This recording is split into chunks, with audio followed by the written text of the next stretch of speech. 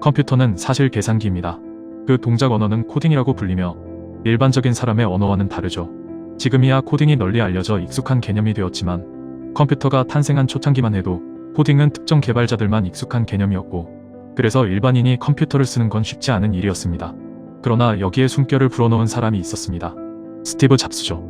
GUI라는 말을 들어보셨나요? 그래피컬 유저 인터페이스, 즉 내부 구성을 그림 같은 것으로 나타낸 형태를 말합니다. 우리는 컴퓨터에 수많은 자료를 저장합니다. 그 많은 자료를 정리하기 위해 폴더라는 것을 씁니다. 이런 정리 개념을 이해하는 것은 어렵지 않습니다. 왜냐하면 그림으로 잘 표현되어 있으니까요. 그림은 우리에게 직관적으로 자료가 어떻게 정리되어 있는지 알게 해줍니다. 그렇지만 그림 형태가 아닌 명령어를 입력하는 초기의 버전으로는 잘 이해가 가지 않습니다. 지난번 빌 게이츠가 부자가 되던 시절, 컴퓨터의 초창기 시절로 돌아갑시다. 도스라는 형태를 아시나요? 윈도우즈를 쓰신다면 윈도우즈 키와 R키를 눌러서 그 형태를 느껴볼 수 있습니다.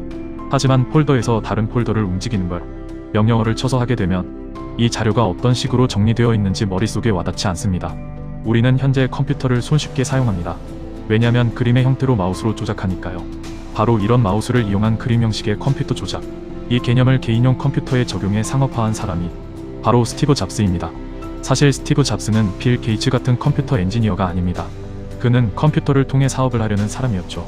그리고 그가 사업 초창기부터 가졌던 컴퓨터를 바라보는 철학은 2022년 기준 세계 최고의 전자기기 회사를 탄생시켰습니다. 그 과정을 살펴보죠. 잡스는 사회로 처음 나왔을 때 아타리라는 게임 회사에 취직합니다. 지금 우리도 잘 알고 있는 고전 게임을 제작하던 회사입니다.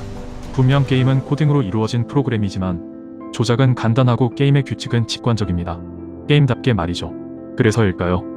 아타리의 직관적인 조작의 중요성을 배워갑니다.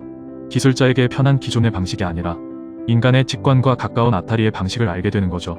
그리고 그가 컴퓨터를 만드는 회사를 차렸을 때 바로 이 직관적인 방식을 컴퓨터 구동에 적용합니다. 마우스와 GUI 환경입니다.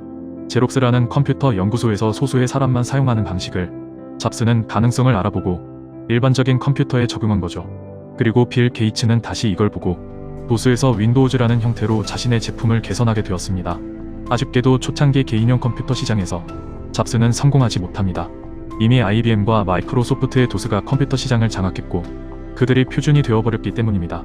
모든 프로그램은 그들의 표준을 따라 제작되었기에 번뜩이는 아이디어만 가지고 그 시장을 뒤집기는 어려웠습니다.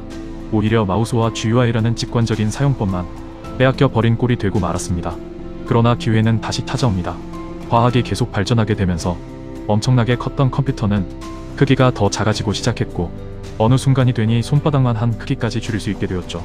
그래서 이동하면서 통신기기에 불과했던 휴대전화에 컴퓨터의 기능을 탑재할 수 있는 수준이 됩니다. 그렇게 기존의 전화기와 컴퓨터가 합쳐집니다. 바로 스마트폰이죠. 휴대전화에 컴퓨터를 합치는 시대가 도래했을 때 컴퓨터의 직관적인 구동을 널리 알렸던 잡스는 빛을 발하게 됩니다. 시각을 넘어 직관적으로 동작할 수 있게 휴대전화를 바꾸기 시작합니다. 두 손가락으로 확대 축소하는 기능이 그 예입니다. 그렇게 아이폰이 출시됩니다. 그리고 그런 직관적인 전자기기의 사용은 컴퓨터라는 전자기기를 다양하게 활용하기 시작합니다. 이제 사무실에 앉아서 키보드와 마우스로 사용해야 하는 것이 아닌 다양한 삶의 현장에서 손가락으로 조종하는 컴퓨터가 탄생한 거죠. 마우스와 그림이라는 직관을 도입한 그 혁신이 새로운 전자기기를 만나 빛을 발하기 시작합니다. 아이폰의 시작은 단순히 마우스에서 손가락으로의 전환이 아니었습니다. 앱스토어가 바로 또 다른 혁신의 모습이죠. 스마트폰 출시 이전, 윈도우즈를 사용하는 개인용 컴퓨터가 대세인 시절에는 CD를 사서 복잡하게 프로그램을 설치하였습니다. 프로그램 설치를 위해서는 시리얼 키라는 고유 번호도 필요했죠. 그래서 프로그램을 하나 설치하기도 어렵고 그런 프로그램을 개발하는 것은 아무나 하는 일이 아니었습니다. 비록 많은 사람이 컴퓨터를 사용했지만 프로그램 개발은 아주 숙련된 사람들을 고용하는 규모 있는 기업의 영역이었죠. 그러나 스마트폰의 애플리케이션이라는 생태계는 달랐습니다. 내려받아 간단히 설치할 수 있는 앱의 등장은 스마트폰을 사용하는 사람들이 프로그램 설치에 대해 부담을 갖지 않게 만들었습니다. CD와 같은 또 다른 저장소가 필요하지도 않았고 설치를 위해 고유키나 경로 지정 같은 복잡한 방법도 필요하지 않았습니다. 그냥 검색하고 설치만 누르면 프로그램을 쓸 수 있었습니다. 이것은 개발자들에게도 엄청난 매력이었습니다. 왜냐하면 엄청나지 않아도 간단하지만 효과적인 프로그램만 개발하면 앱스토어를 통해 수많은 사람에게 팔리니까요. 그래서 직관적으로 움직이는 스마트폰은 수많은 앱으로 더 많은 기능을 할 수 있게 되었습니다. 그 결과 모바일 전자기기의 세상이 열리게 됩니다.